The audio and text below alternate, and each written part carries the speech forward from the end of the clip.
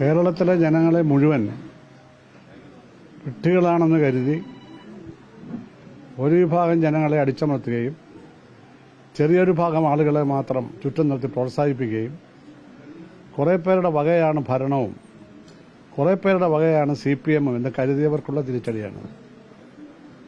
ജനാധിപത്യത്തിൽ വിശാല ബോധമാണ് ജനപിന്തുണയുടെ അടിസ്ഥാനം. ഞാനും എൻ്റെ ഭാര്യയും ഒരു തട്ടാനും എന്ന പഴയ ആപ്തവാക്യം സ്വാർത്ഥമതികളെ ഉദ്ദേശിച്ച് പൗരാണികന്മാരുണ്ടാക്കിയിട്ടുള്ളതാണ്. ഇത് രാഷ്ട്രീയത്തിൽ ഒരിക്കലും ഉപയോഗിക്കാൻ പാടില്ല. എന്നെ സംബന്ധിച്ചിടത്തോളം ഞാൻ ആരോടും എൻ്റെ മകനോടും എൻ്റെ ഭാര്യയോടും മാത്രം സംസാരിച്ച ശേഷം, ഇവിടെ അനുവാദമൊന്നും എനിക്ക് ആവശ്യമില്ല, പക്ഷെ ഞാൻ അവരോട് പറഞ്ഞ ശേഷം ജനകീയ സ്വതന്ത്രമായിട്ടാണ് മത്സരിച്ചത്. ഒരു പാർട്ടിയായിട്ട് ഞാൻ ആലോചിച്ചില്ല. 6 മാസം മുമ്പേ തന്നെ ഞാൻ ആലോചിച്ച് തുടങ്ങിയതാണെന്ന് ബഹുമാനപ്പെട്ട മുഖ്യമന്ത്രി ശ്രീ പിണറായി വിജയൻ വല്ലാത്തൊരു ഗവേഷണം നടത്തി പിന്നീട് പറഞ്ഞു. അദ്ദേഹത്തിന്റെ നിഗമനങ്ങളും ഗവേഷണങ്ങളും എവിടെ എത്തിയെന്നപ്പോൾ കണ്ടല്ലോ. അപ്പം എന്നെ പറ്റി ഇത് പറയുകയാണ്. അല്ല, എത്രമാത്രം അബദ്ധങ്ങളാണ് പറഞ്ഞത്. ഞാൻ ആരോടും ആലോചിച്ചില്ല. ഞാൻ സ്വതന്ത്രമായി മത്സരിക്കുമെന്ന് പറഞ്ഞു. അപ്പോഴും ഞാൻ ജയിക്കുമെന്ന് എനിക്ക് നല്ല വിശ്വാസമാണ്. കാരണം എനിക്ക് ഇവിടുത്തെ ജനങ്ങളുടെ വോട്ടിംഗ് കോമ്പൻസേഷൻ അറിയാം. അത് കഴിഞ്ഞ് 10 ദിവസം കഴിഞ്ഞപ്പോൾ ഇന്ത്യയിലെ ഏറ്റവും വലിയ മതനിരപേക്ഷ രാഷ്ട്രീയ പാർട്ടിയായ കോൺഗ്രസ് ഇന്ന് കേന്ദ്രാധികാരത്തിലില്ലെങ്കിലും ചില സംസ്ഥാനങ്ങളിലാണ് അധികാരത്തിലെങ്കിലും ഇന്ത്യയിലെ മതനിരപേക്ഷ പാർട്ടിയാണ്. അത് CPMന്റെ രേഖകൾക്ക് പോലും അഭിപ്രായ വ്യത്യാസമില്ല. അവർക്ക് വർഗീയതയില്ല. അപ്പോൾ ആ മതനിരപേക്ഷ പാർട്ടിയായ കോൺഗ്രസ് എനിക്ക് പിന്തുണ, കോൺഗ്രസ് നയിക്കുന്ന UDF എനിക്ക് പിന്തുണ പ്രഖ്യാപിച്ചു. അതിൽ കോൺഗ്രസ് കഴിഞ്ഞാൽ പിന്നീട് ഏറ്റവും വലിയ കക്ഷി എന്ന് പറഞ്ഞാൽ മുസ്ലിം ലീഗാണ്. 101% അവർ മതനിരപേക്ഷ പ്രസ്ഥാനമാണ്. 101%. ആ പേര് മാത്രമേ ഉള്ളൂ. അവിടെ എല്ലാ നിലപാടും ഈ കേരളത്തിന്റെ ഇന്ത്യയുടെ പൊതു സമീപനത്തിന് അനുരോധമായിട്ടുള്ളതാണ്. യാതൊരു വർഗീയതയും അവർ വോട്ടിങ്ങിൽ കാണിക്കാറില്ല. അമ്പലപ്പുഴ പ്രത്യേകിച്ച് രാഷ്ട്രീയ വോട്ടാണ്. ഞാൻ എന്ന് ആലപ്പുഴയിലെ 27 വാർഡുകൂടി ചേർന്ന് അമ്പലപ്പുഴയിൽ മത്സരിച്ചോ, അന്നെല്ലാം എനിക്ക് സക്കരിയ ബസാർ, അതുപോലെ തന്നെ ലജനത്ത്, സിവിൽ സ്റ്റേഷൻ, അങ്ങനെ കുറേ 10-14 വാർഡുണ്ട് അവിടെ. ന്യൂനപക്ഷ മുസ്ലിം ജനത ഒന്നുകിൽ 95%, ടോട്ടലായിട്ട് ഈ 14 ബൂത്ത് എടുത്താൽ ഏകദേശം 70%. അവിടെ എല്ലാം എനിക്ക് 2015-ലും 2014-ലും ഭൂരിപക്ഷമായിരുന്നു. ഇപ്പോഴും 1200 ചില്ലുവാൻ വോട്ടാണ് ആ 14 വാർഡ് ബൂത്ത് എത്തിയപ്പോൾ എനിക്ക് കിട്ടിയത്. ആലപ്പുഴ ടൗണിൽ എനിക്ക് 7300 വോട്ട് ഭൂരിപക്ഷം കിട്ടി. അപ്പോൾ ഇത് കാണിക്കുന്നത് ന്യൂനപക്ഷങ്ങൾക്ക് ഒരു വർഗീയത ഇവിടെയല്ല, രാഷ്ട്രീയമായിട്ട് വോട്ട് ചെയ്യുന്നു. അപ്പോൾ അവരെയൊക്കെ വിശ്വസിച്ചാണ് ഞാൻ സ്വതന്ത്രമായിട്ട് മത്സരിച്ചത്. അപ്പോൾ കോൺഗ്രസ് അടക്കം ലീഗ് അടങ്ങുന്ന UDFന്റെ പിന്തുണ വന്നപ്പോൾ എനിക്ക് വളരെ ശക്തമായി വലിയൊരു പരിരക്ഷയായി, ഒരു തണലായി. എല്ലാ പ്രവർത്തനങ്ങളും അവരാണ് നടത്തിയത്. കുറച്ച് പൈസയൊക്കെ ചിലവാകുമല്ലോ ഇലക്ഷൻ. ഏറ്റവും കുറച്ച് പൈസ ചിലവഴിച്ച് ഞാനായിരിക്കും ഈ ഇലക്ഷൻ. ഏറ്റവും കുറച്ച് പൈസ, അതിന് 70%-ലേറെയും ചിലവഴിച്ചത് കോൺഗ്രസ് തന്നെയാണ്. എൻ്റെ കൈ കിട്ടിയത് മാത്രം ഞാൻ അങ്ങോട്ട് കൊടുത്തു. വളരെ കുറച്ചേ ഉണ്ടായിരുന്നു. അങ്ങനെ വളരെ ശക്തമായ പിന്തുണയോടുകൂടി ഉറപ്പായിട്ട് ജയിക്കുമെന്നറിയാം. അതെല്ലാവർക്കും അറിയാമായിരുന്നിട്ടും ഇവിടുത്തെ ഇടതുപക്ഷ സ്ഥാനാർത്ഥി എന്തൊക്കെ പ്രസ്താവന ഇറക്കിയത് നിങ്ങൾ മാധ്യമങ്ങളിൽ ചിലർ കൊടുത്തു, ചിലർ ടെലിവിഷനിൽ കൊടുത്തു, ചിലർ സന്തോഷിച്ചു, ഇതൊക്കെയാണ് വിളിച്ചു പറയുന്നത്. ഇനിയും ഞാൻ കണ്ണശ എഴുതുമെന്നാണ് പറയുന്നത്. 10-23 വർഷക്കാലം കമ്മ്യൂണിസ്റ്റ് പാർട്ടി പ്രവർത്തിച്ച എന്നെപ്പറ്റി ഇതുവരെ പാർട്ടിയിൽ ആർക്കുമില്ലാത്ത ഒരു കണ്ണശ എഴുത്ത്.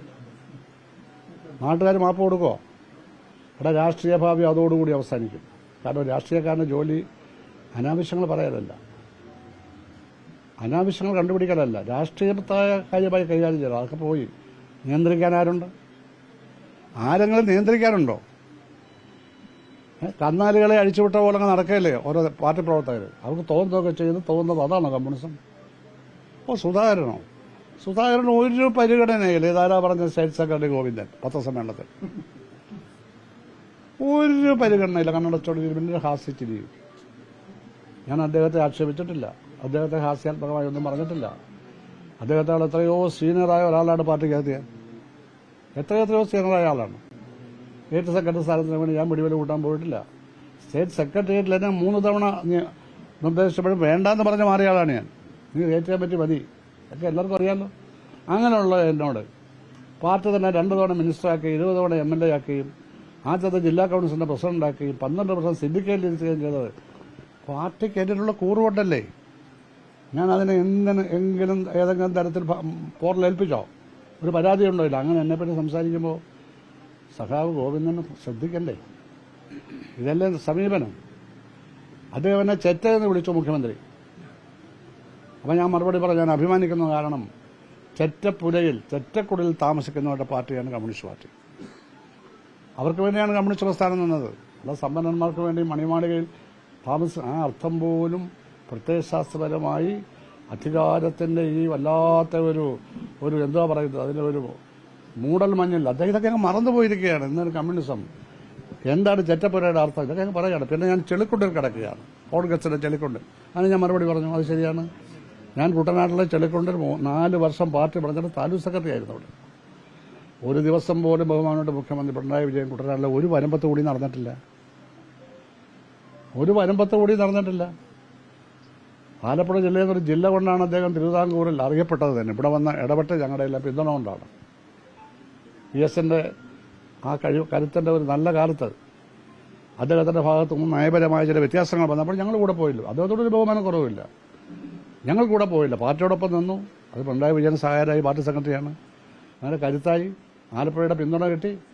അപ്പോൾ സംസാരിക്കുമ്പോൾ മറന്നു പോകരുത്, അന്ന് എപ്പോഴും സുതാര്യം വേണമായിരുന്നു. ഞാനൊരു കാര്യം സാധിക്കാൻ പോയില്ല. ഒരു പോസ്റ്റ് എന്നെ വെക്കണമെന്ന് ഇന്നേ വരെ ഞാൻ ആരോടും പറഞ്ഞിട്ടില്ല. പക്ഷെ എനിക്ക് പോസ്റ്റൊക്കെ കിട്ടി. ഇതിനേക്കാൾ വലിയ പോസ്റ്റ് കിട്ടുമായിരിക്കും. അതൊന്നും ഞാൻ പോയിട്ടില്ല. അപ്പം ഞാൻ അങ്ങനെ പ്രവർത്തിച്ച ഒരാളോട് സംസാരിക്കുമ്പോൾ വേണം, ഞാൻ സ്വയം ഒഴിഞ്ഞതല്ലേ. പാർട്ടി മെമ്പർഷിപ്പ് സ്ക്രൂട്ടണി നടത്തുമ്പോൾ ഞാൻ മെമ്പർഷിപ്പ് പുതുക്കുന്നില്ല. ഇത്രയല്ലേ ഉള്ളൂ. ഞാൻ പാർട്ടിയെ രാജിവെച്ചില്ല, പാർട്ടിയെ കുറ്റം പറഞ്ഞില്ല, പാർട്ടിയെ തന്നെ പുറത്താക്കിയില്ല. അപ്പം എന്നെ വെറുതെ വിട്ടാൽ പോരെ. അങ്ങനെ ഇത്തരത്തിലുള്ള ഒരു പരിഗണനയില്ല. ചെളിക്കുണ്ടിലാണെന്നൊക്കെ പറഞ്ഞുകൊണ്ടാണ് സ്ഥാനാർത്ഥിയായത്. എനിക്കിവിടെ ജനങ്ങളുടെ പിന്തുണയുണ്ടോ എന്ന് എനിക്കറിയണം. കഴിഞ്ഞ തവണ ഞാൻ സെക്രട്ടേറിയറ്റിൽ ഈ സലാമിന്റെ പേര് ഞാനാണ് നിർദ്ദേശിക്കുന്നത്, ചിത്രരഞ്ജന്റെ പേര് ഞാനാണ് നിർദ്ദേശിച്ചത്. ഞാൻ നിർദ്ദേശിച്ചില്ല, ഇവരുടെ പേര് ആരും നിർദ്ദേശിക്കില്ല.